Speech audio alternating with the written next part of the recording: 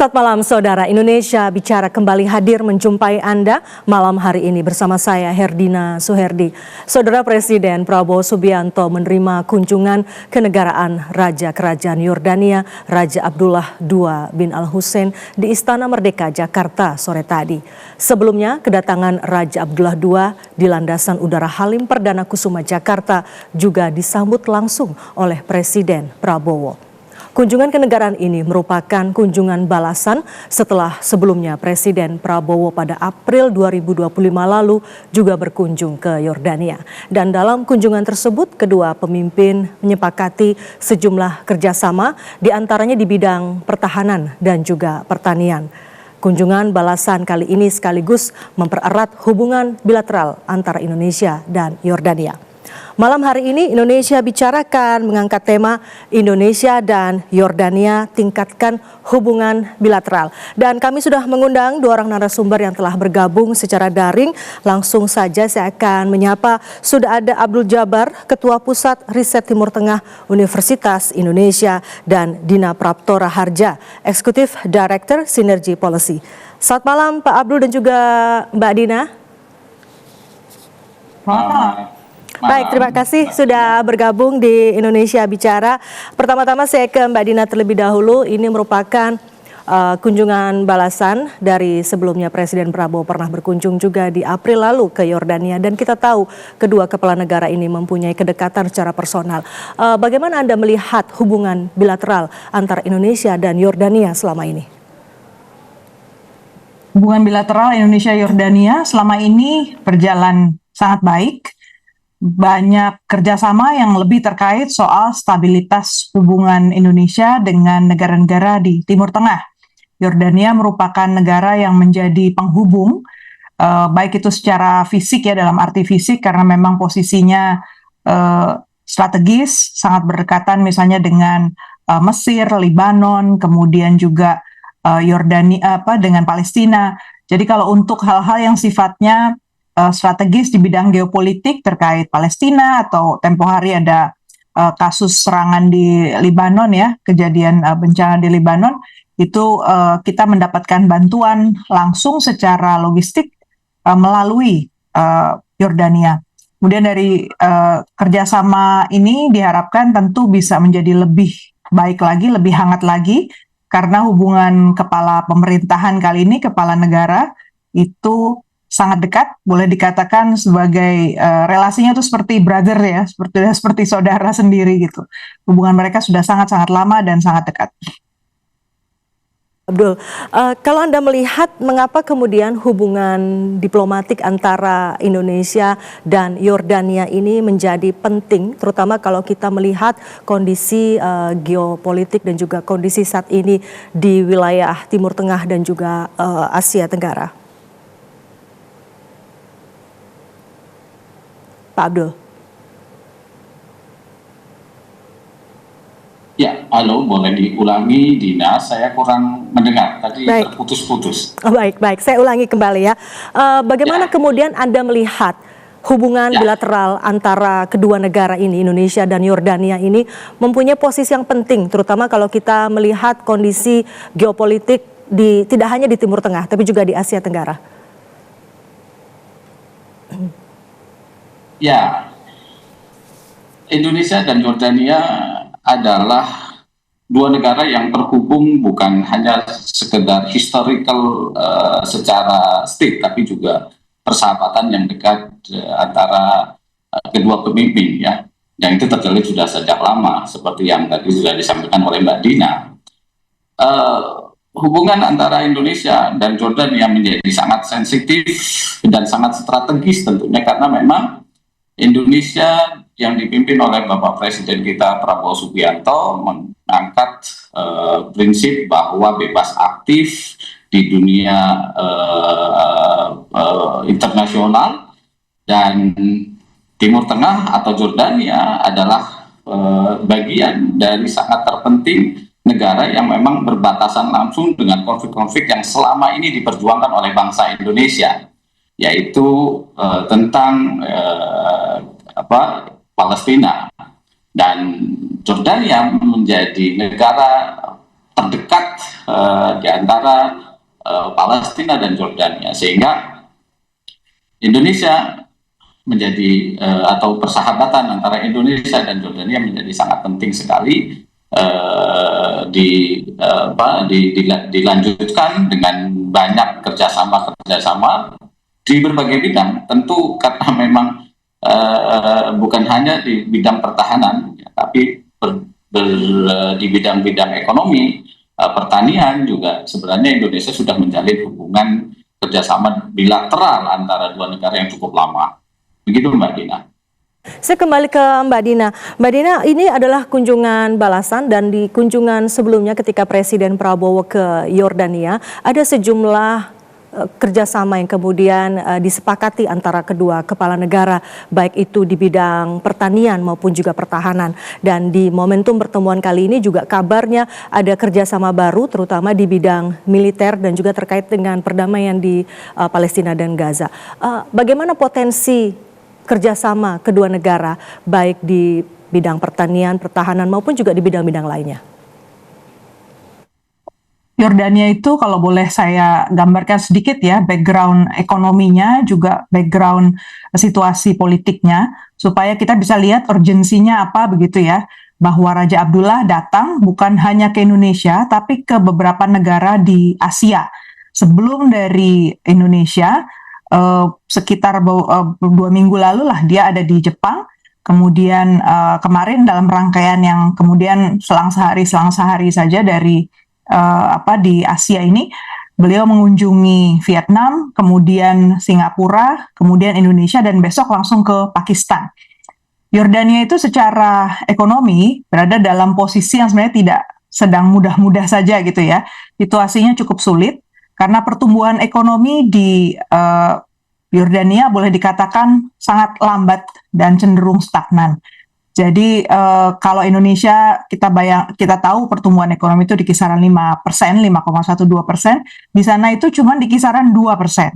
Baru di akhir tahun kemarin mereka bisa sedikit naik ke 2, nah dalam situasi yang seperti itu kita bisa membayangkan bahwa di Yordania sedang diupayakan berbagai macam bentuk reformasi untuk akselerasi industri, kemudian pendekatan fiskal yang berbeda, kemudian ekspansi kerjasama juga. Jadi maka Yordania dalam posisi sedang mencoba membuka hubungan ekonomi yang lebih luas, lebih dari sekedar negara-negara di kawasan. Selama ini mereka relasinya lebih terbatas dengan negara-negara di kawasan di bidang ekonomi. Nah, melihat bahwa pertumbuhan ekonomi dunia itu sekarang banyak bertumpu di Asia, Yordania juga melihat hal yang sama menuju ke arah sini. Tapi kita juga tidak lupa bahwa Yordania itu negara yang miskin sumber daya alam. Dan mereka itu mengandalkan ekonominya bergantung pada perdagangan, turisme, dan juga sedikit industri. Industrinya itu lebih berbasis aparel sebenarnya, baju-baju garment gitu ya. Agriculture itu kan menggambarkan bahwa dia lebih banyak ekspor produk komoditas. Dan memang disebutkan misalnya tadi salah satu produk pertanian yang penting buat Indonesia dari Yordania itu adalah fosfat, bahan baku untuk pupuk.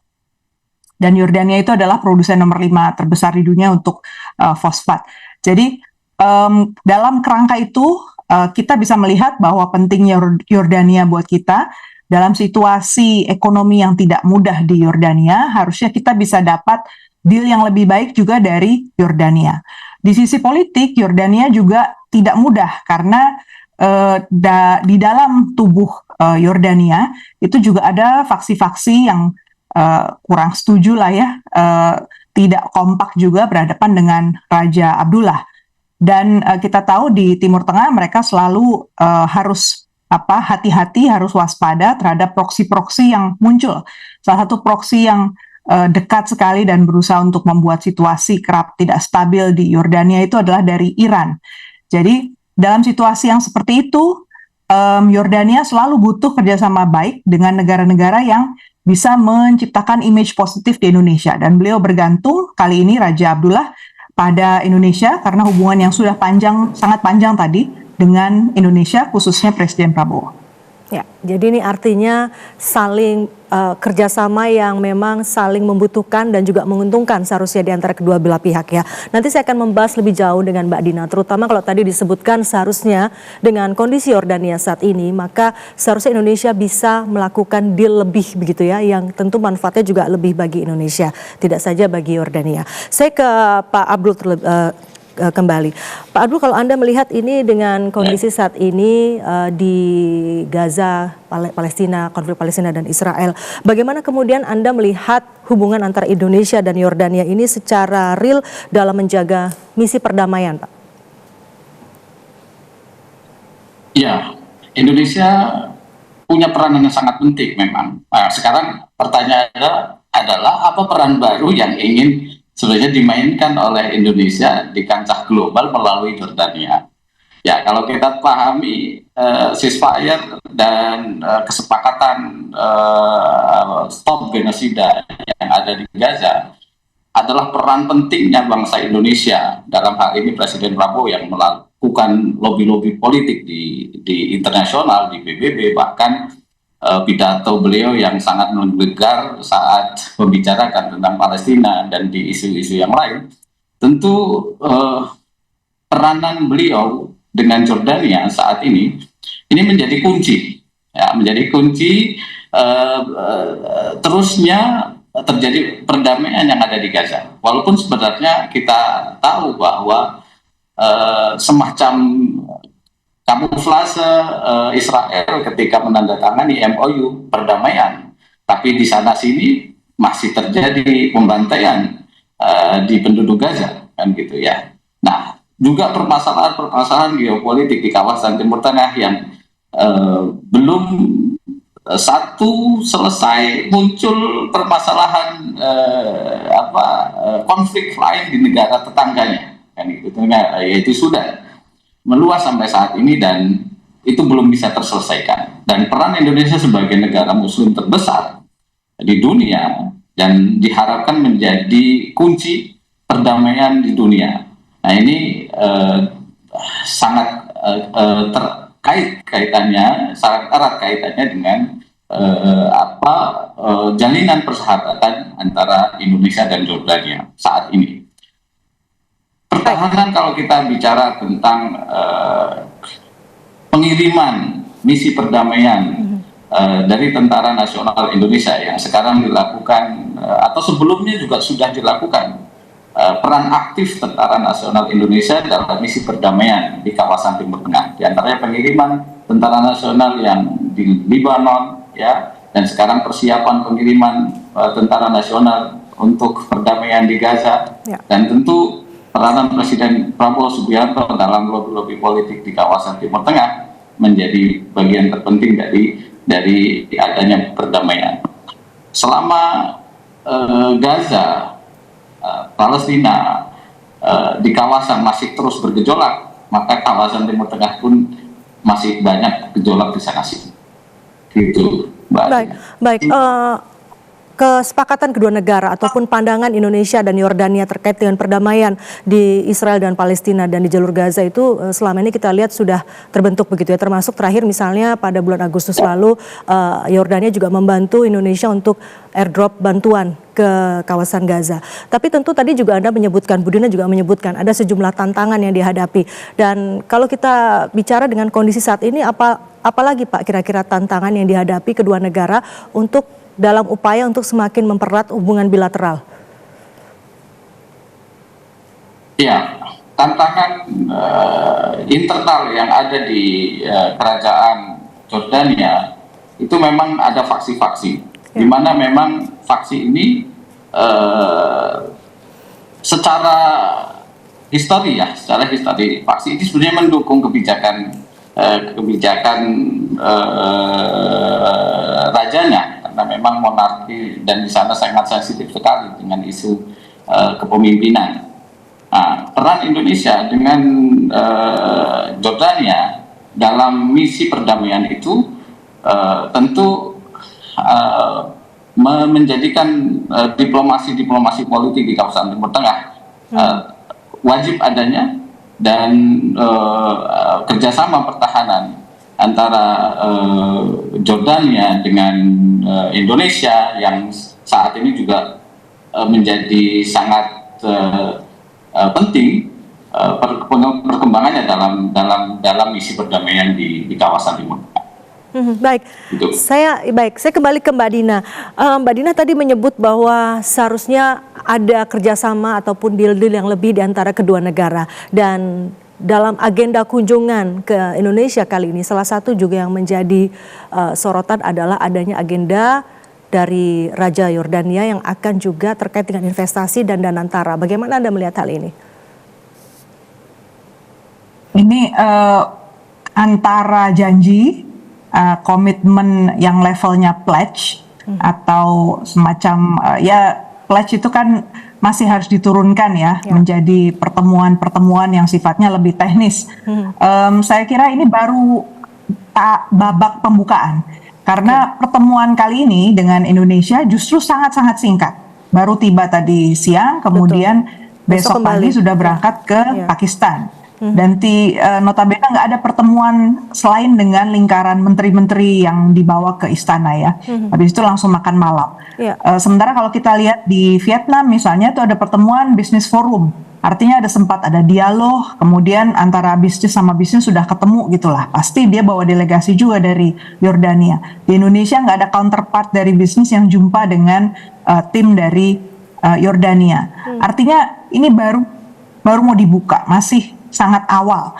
Dan antara dalam proses investasinya juga melakukan banyak sekali penjajakan, karena kita tahu juga Danantara itu kan payung untuk skema BUMN yang selama ini model kerjanya itu A, sekarang mau diubah menjadi B, yang arahnya itu mencari mitra-mitra dari luar negeri untuk membangun investasi yang menciptakan lapangan kerja di Indonesia. Dan kalau tadi saya ceritakan latar belakang ekonomi di Yordania, tentu Anda bisa membayangkan ya bahwa dari sisi Yordania sendiri mungkin masih perlu penjajakan ekstra gitu ya untuk memilih siapa champion dari Yordania yang bisa dibawa ke Indonesia dan mau dibawa ke Indonesia, sektornya apa. Satu yang menonjol mungkin yang disampaikan oleh Menteri Pertahanan ya, Syafri Samsudin, yang mengatakan bahwa akan ada semacam janji kerjasama di bidang teknologi drone antara PT ya, betul. Nah itu PT Pindad dengan PT di Yordania sana. Cuman kalau dilacak jejaknya tentang perusahaan drone di Yordania, ini umurnya masih sangat muda juga. Dan kita tahu bahwa Yordania itu bukan produsen senjata, tapi Yordania itu adalah sekutu dari Amerika Serikat untuk stabilitas di Timur Tengah. Jadi saya justru ingin memberi catatan di situ, Indonesia juga perlu hati-hati karena kedekatan kepala negara itu beda artinya juga dengan kemungkinan ya penetrasi kepentingan luar negeri yang tidak sejalan dengan agenda kita itu tetap saja mungkin terjadi dan harus kita waspada. Yordania itu banyak bergantung pada Amerika Serikat untuk stabilitas ekonomi, politik, dan juga relasi dengan Israel. Kita tahu jarak mereka sangat dekat dan dalam banyak hal terakhirlah ketemu itu Raja Yordania ini berangkat ke Washington DC berjumpa dengan Presiden Trump. Apa yang disampaikan di sana? Dia minta dukungan agar orang-orang yang sakit dan terluka dari Palestina itu bisa dibawa ke Yordania. Dia harus minta dukungan dari Amerika Serikat karena Israel itu ternyata tetap saja walaupun tetangga dekat tidak memberi izin melakukan security check yang sangat sulit, sehingga dari segi technicality ya, hal-hal teknis untuk kerjasama humanitarian saja itu bisa super rumit walaupun dia sudah sekutunya Amerika Serikat. Jadi kita bisa bayangkan di tataran kerjasama ekonomi pun itu berarti realisasinya masih perlu beberapa step, apalagi kalau bicaranya nih soal senjata ya. Ya, artinya tidak semudah itu begitu ya. Baik, nanti kita akan bahas lagi Mbak Dina dan juga Pak Abdul, tapi kita harus jeda terlebih dahulu. Saudara tetaplah bersama kami, Indonesia Bicarakan kembali usai jeda yang berikut ini.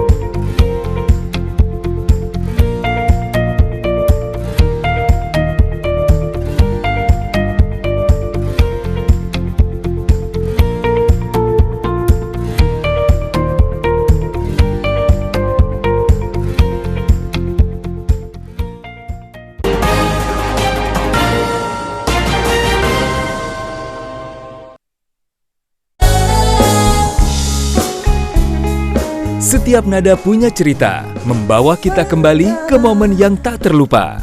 Mari membuka lembar kenangan bersama penampilan spesial Rafika Duri, Raffi Galsa, Yasofi,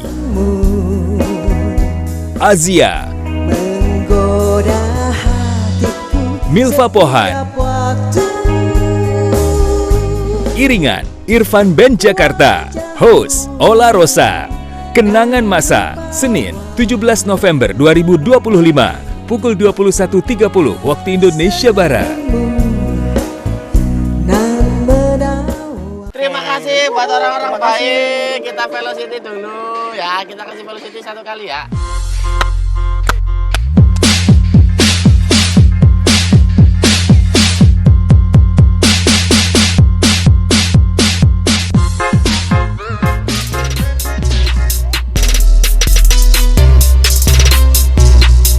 Ayo cepat. Itu kayaknya tuh terlambat, Dorce. Pesawat sudah mendarat itu, Mas.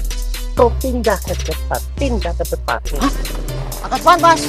Itu Dorce. Langit timur menyala, Ini kampung Tablanusu. Lautnya ada depan rumah. bangunkan laut yang berdoa pelan. Langkahku pulang meniti bayang. Siap, laksanakan Mama. Sapu jago-jago ini kalau pakai ikan begini. Dorce, mau panas besar sekali. Di sini tidak ada roti, Kak. Masa saya makan ini? Saya tidak tahu makan ini. Ah, Mas Pri, saya terasa berak ya. Kayak saya masalah pancing ini kakak sudah. Sudah, jangan sedih. Sudah cinta kan? Kamu ketawa apa? Ada deh. Ikan bakar ala kakak Petrus siap dimakan. Pagi-pagi saya juga suka kempes jadi. Kakak Petrus, Mas Pri, sampai jumpa besok ya. Dengan menyebut nama Allah yang Maha Pengasih lagi Maha Penyayang. Apa sih istilah grey married yang sering kali kita dengar belakangan ini? Grey married and grey divorce ini sebenarnya merasakan bahwa sebuah pernikahan ini nggak putih lagi.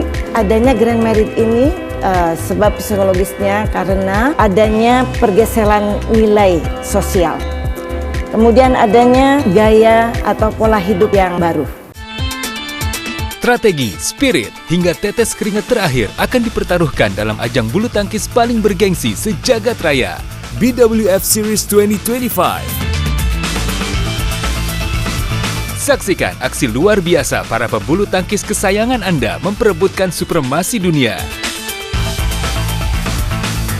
Jangan lewatkan keseruannya BWF Series 2025 di TVRI Sport.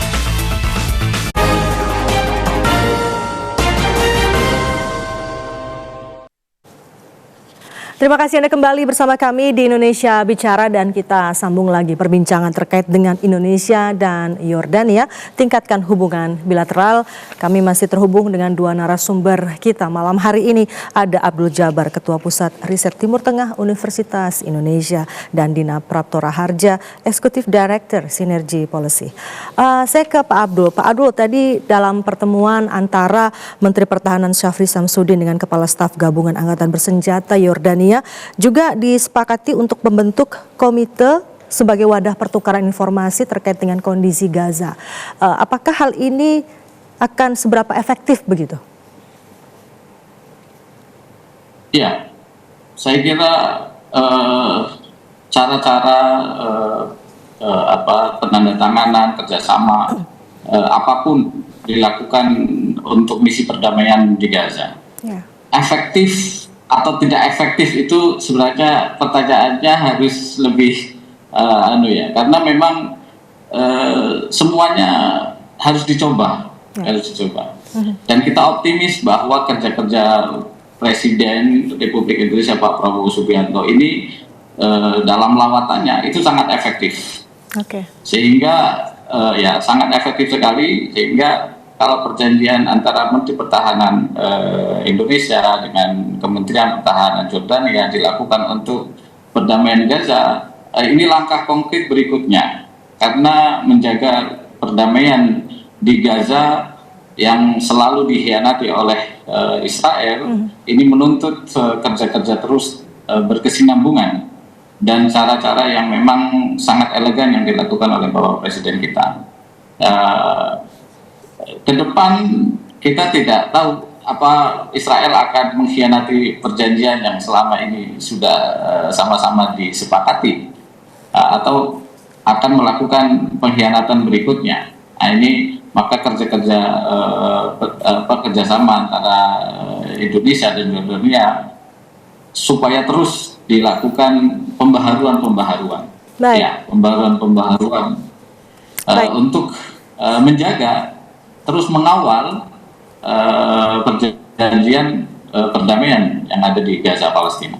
Ya, artinya Gitu, Mbak, ya. berbagai upaya diplomasi tetap harus dilakukan begitu ya Pak ya. Kendati kita tahu kemarin saja KTT perdamaian Gaza itu tidak cukup untuk membuat Israel mematuhi apa yang sudah seharusnya dilakukan begitu ya.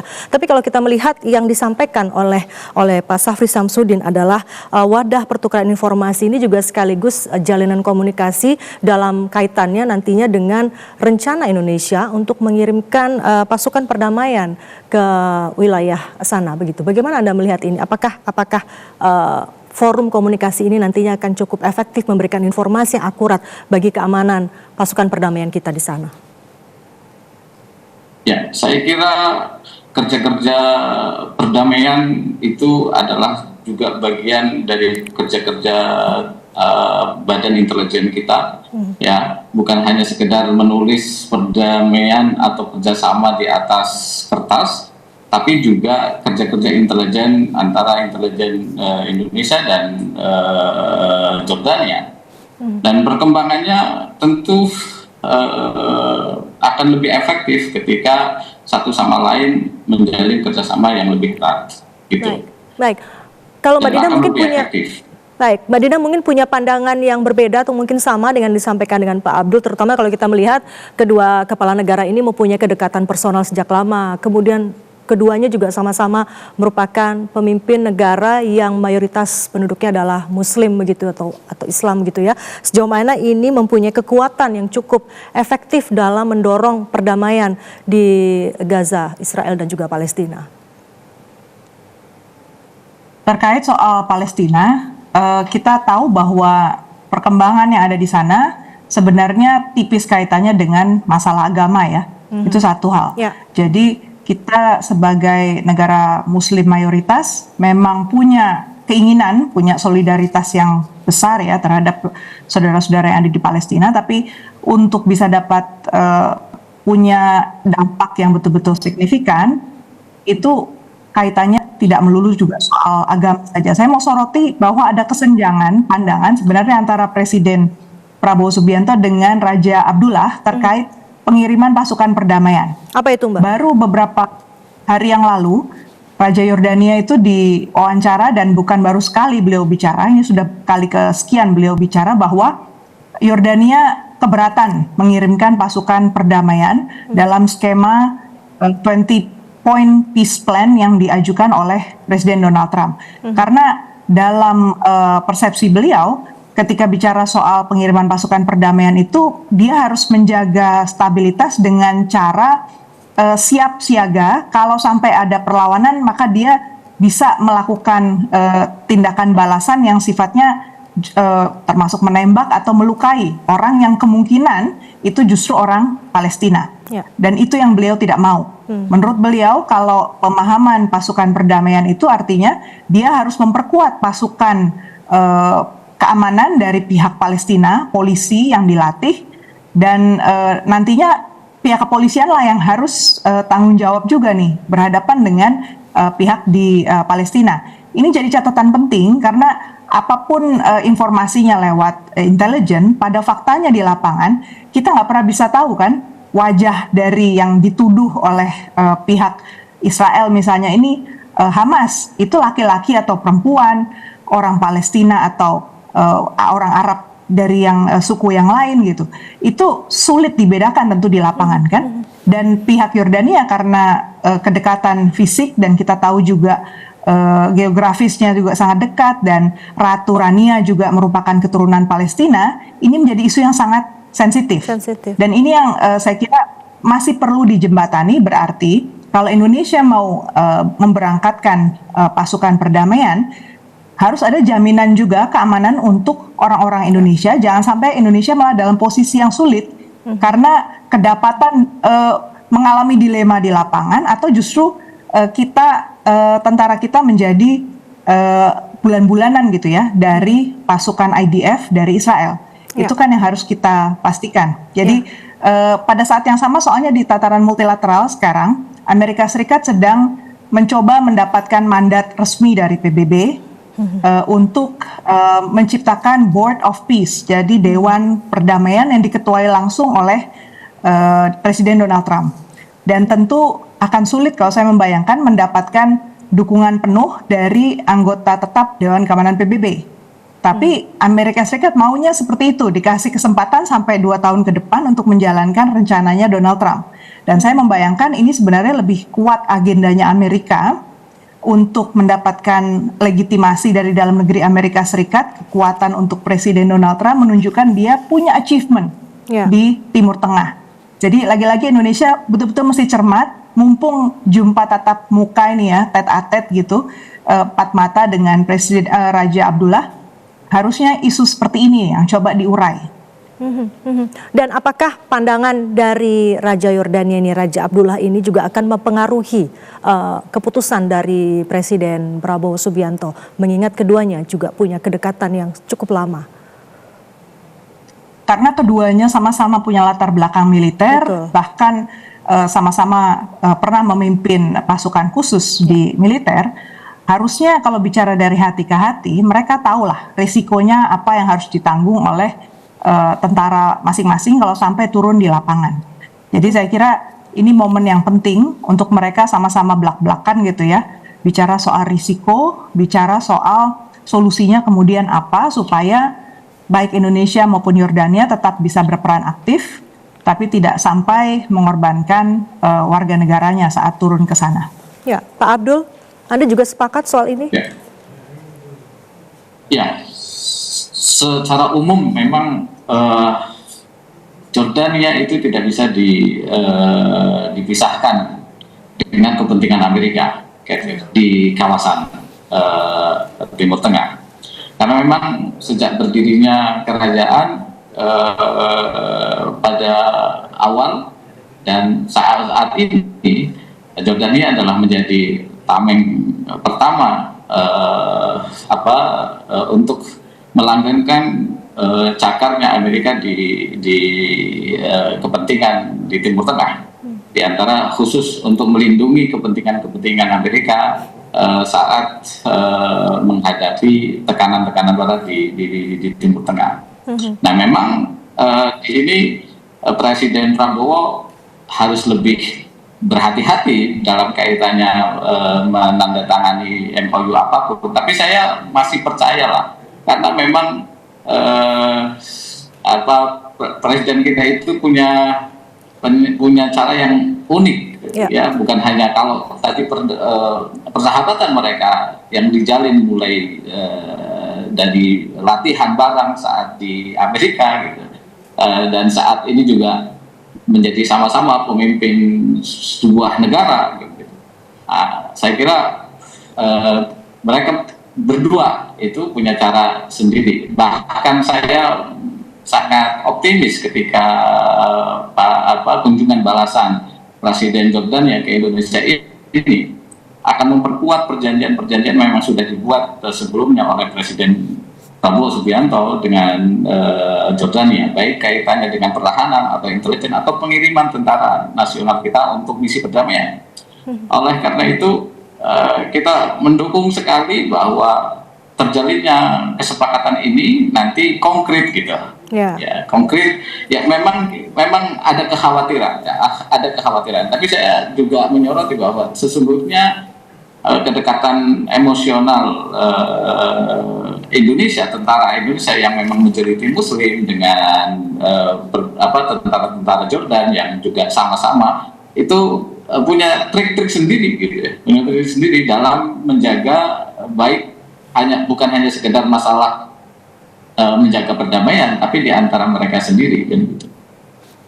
Baik, Pak Abdul, kalau bicara soal kerjasama begitu ya, apa seharusnya di bidang apa yang seharusnya semakin diperkuat selain tadi di bidang pertahanan dan juga militer, di bidang apa lagi menurut Anda, terutama kalau kita bicara soal kekuatan masing-masing gitu ya, kekuatan masing-masing, apalagi seharusnya bisa diperkuat, apakah budaya ataukah pendidikan? Kita tahu juga Yordania juga menjadi salah satu destinasi bagi rakyat Indonesia yang ingin belajar begitu ya. Apalagi kira-kira menurut Anda? Ya memang Jordania pasti akan memandang Indonesia negara yang sangat besar dengan kebutuhan di bidang komoditi juga sangat besar. Contoh tadi yang disampaikan oleh Mbak Dina, fosfat, bahkan mungkin hampir 90% fosfat Jordania itu diambil oleh Indonesia. Dan di bidang komoditi lain kita tahu bahwa Jordania itu kaya dengan industri pertanian kurma. Ya, industri pertanian kurma yang selama ini diimpor oleh Indonesia. Kalau kita lihat ini Ramadan sebentar lagi dan akan banyak komoditi pertanian dalam bidang kurma itu yang beredar di Indonesia. Itu salah satunya adalah dari Jordania, dari kawasan Ariha, perbatasan antara Jordania dan Palestina sebelum jembatan Al-Alamein. Nah, juga pasar Indonesia memang dilihat sangat seksi sekali oleh Jordania, bukan hanya di pertanian, tapi juga pertukaran pelajar antara pelajar Indonesia dan Jordania yang kita tahu masyarakat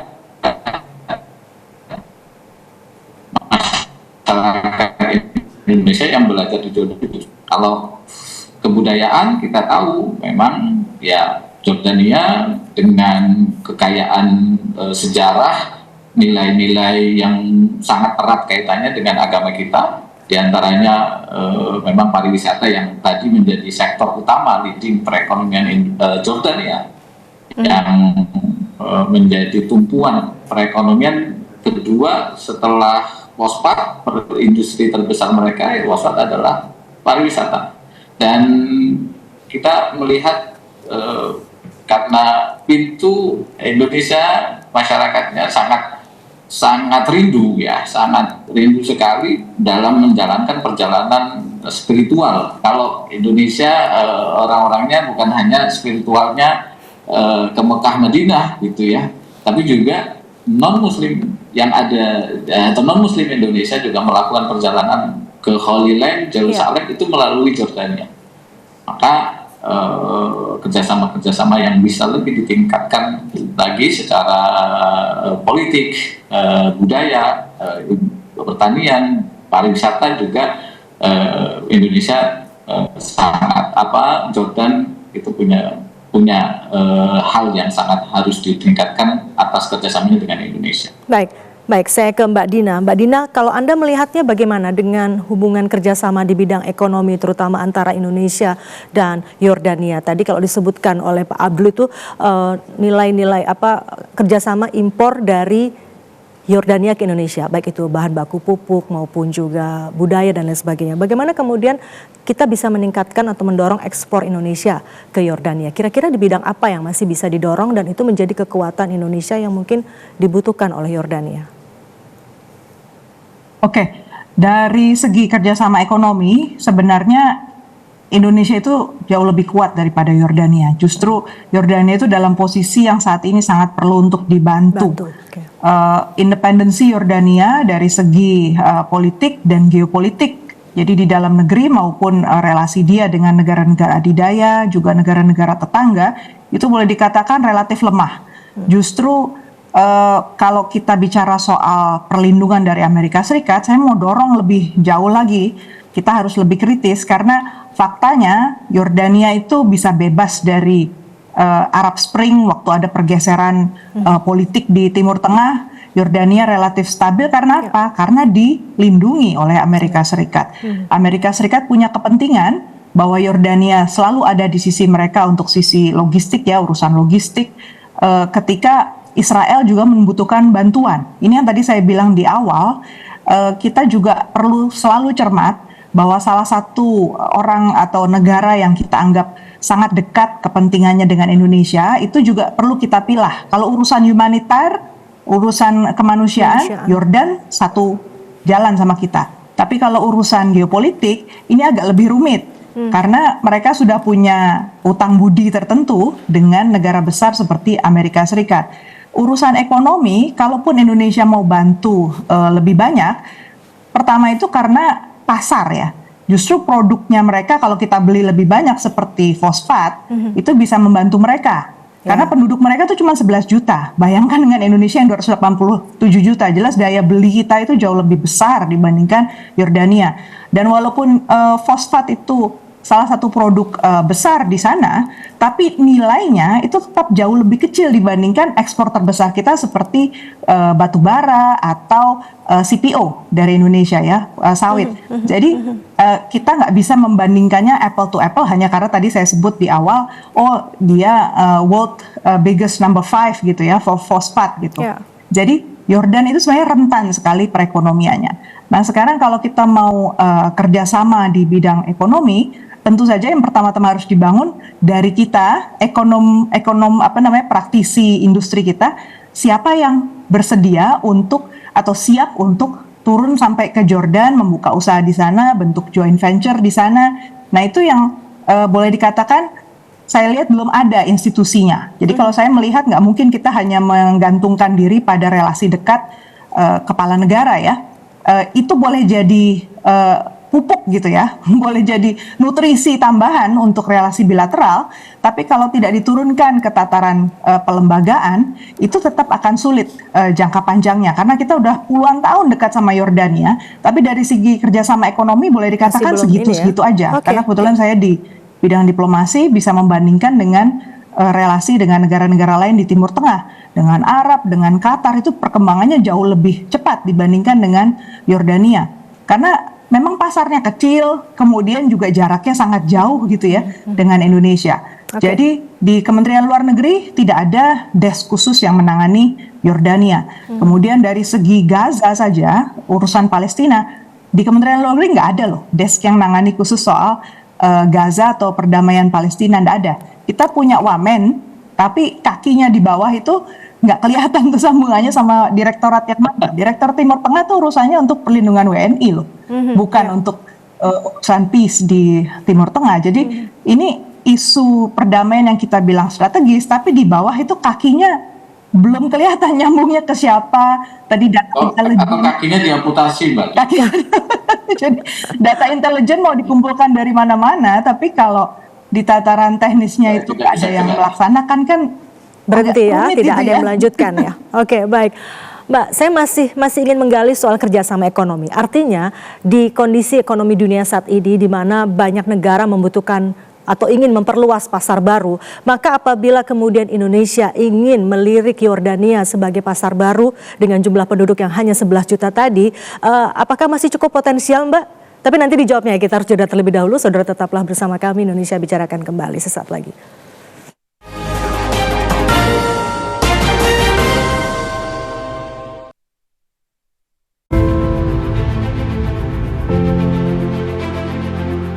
Sebelum adanya rumah jiwa, kurangnya literasi, terutama di lingkungan tempat saya mengajar itu sangat kurang. Bahkan banyak anak-anak yang masih asing dengan buku. Saya ingin mereka menjadikan rumah jiwa itu tempat pulang gitu. Kalau mereka misalnya di rumah mereka tidak mendapatkan dukungan untuk belajar, di sini di rumah jiwa sudah menyediakan wadah. Bukan hanya dukungan dari saya sebagai tutornya gitu, tapi juga dari teman-teman seangkatan mereka yang sama-sama sedang belajar.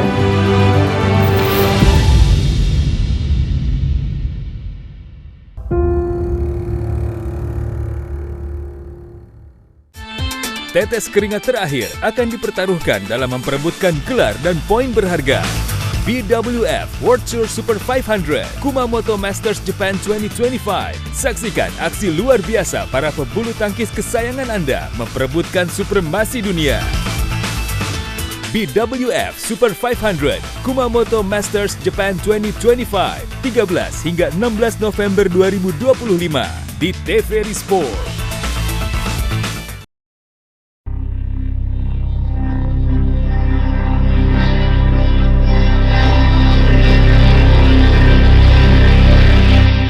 Di ujung Kalimantan Barat, di Kabupaten Sambas, tradisi lama kembali hidup. Ngamping.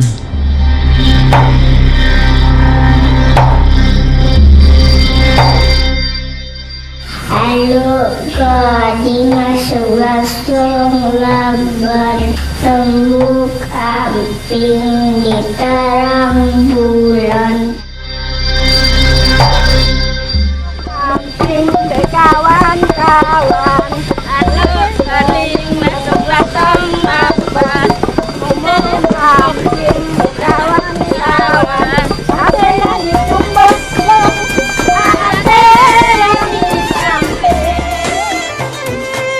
di bawah kaki Bukit Piantus. Inilah Festival Ngamping. Warisan yang hidup dan terus menghidupi.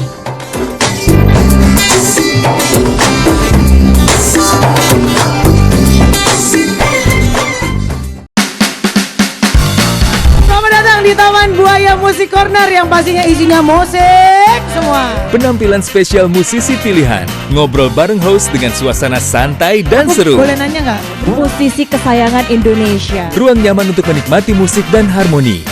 Dipandu host Tata Yang dan Tia Yustia.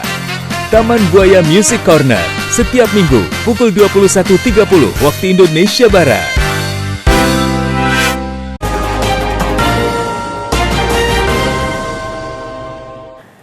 Terima kasih Anda kembali bersama kami di Indonesia Bicara. Kita masuk ke segmen terakhir pembicaraan malam hari ini terkait dengan Indonesia dan Yordania, tingkatkan hubungan bilateral.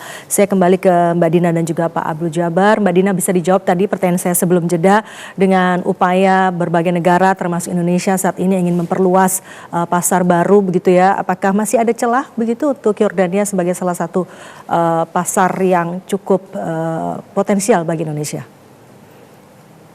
Satu yang menjadi tugas Yordania saat ini, dan mereka ditopang oleh Amerika Serikat, kemudian Uni Eropa, juga Jerman, adalah untuk penyaluran dana-dana kemanusiaan ya, yang ditujukan untuk menampung pengungsi, kemudian menampung orang-orang yang sakit dari Palestina. Mereka membutuhkan banyak sekali obat-obatan, termasuk juga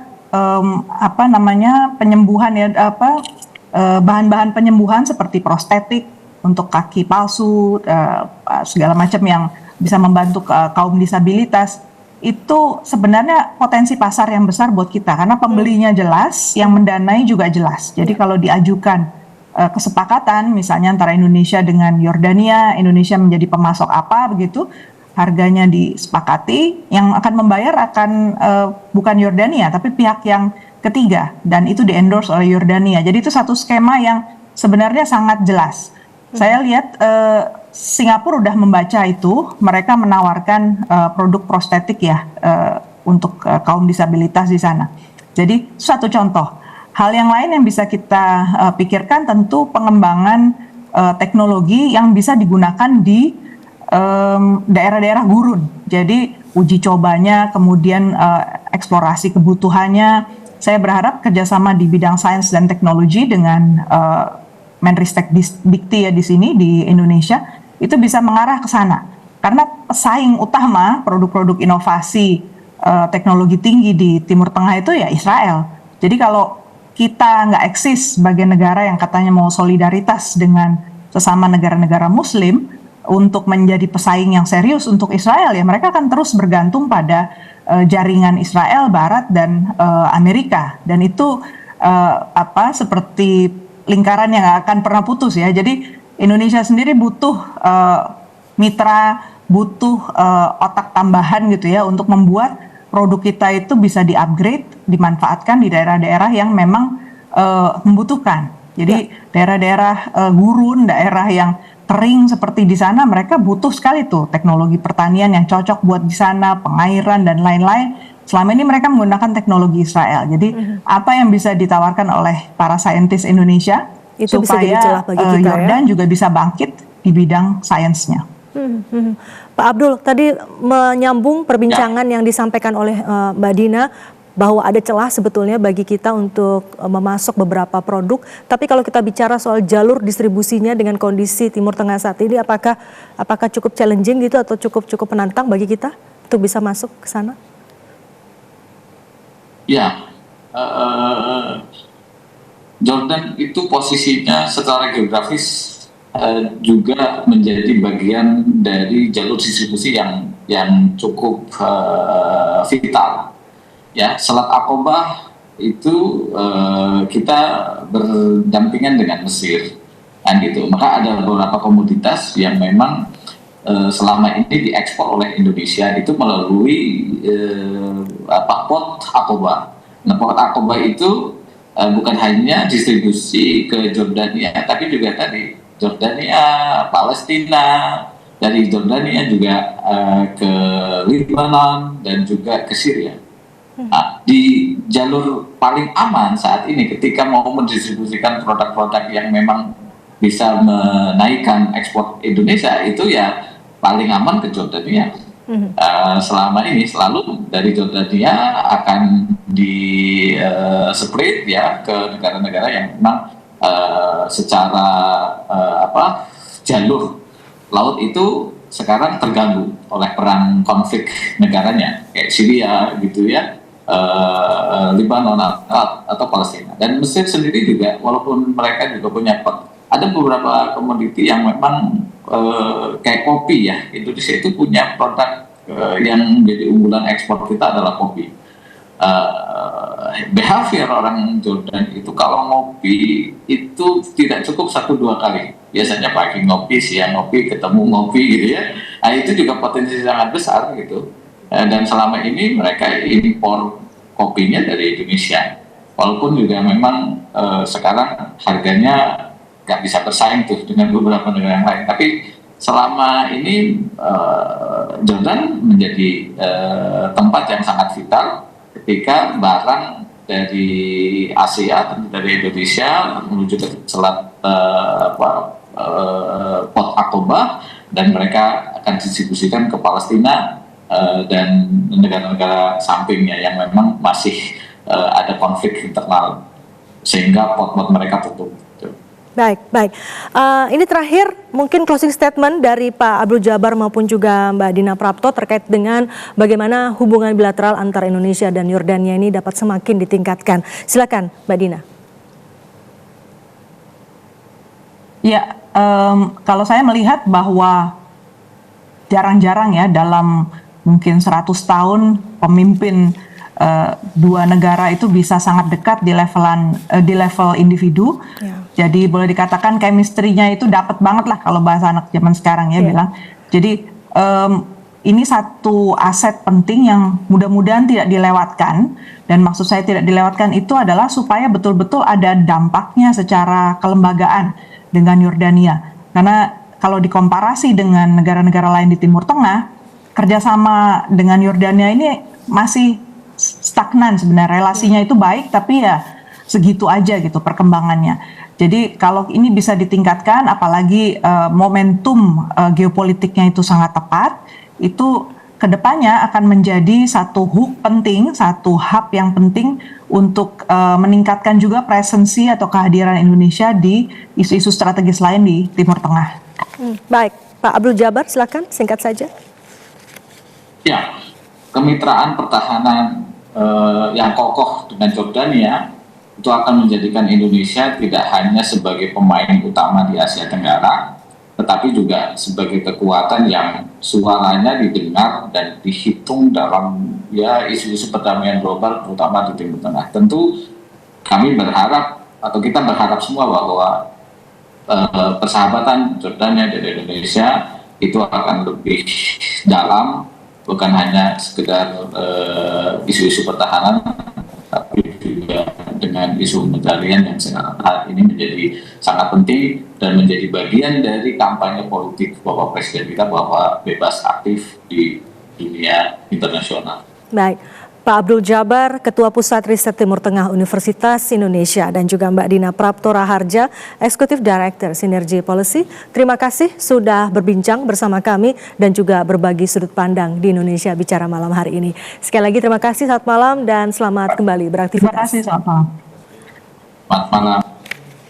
Ya, dan saudara, ini sekaligus mengakhiri kebersamaan kita di Indonesia Bicara malam hari ini. Atas nama kerabat kerja yang bertugas, saya Herdina Suherdi mengucapkan terima kasih atas kebersamaan Anda. Selamat malam dan sampai jumpa.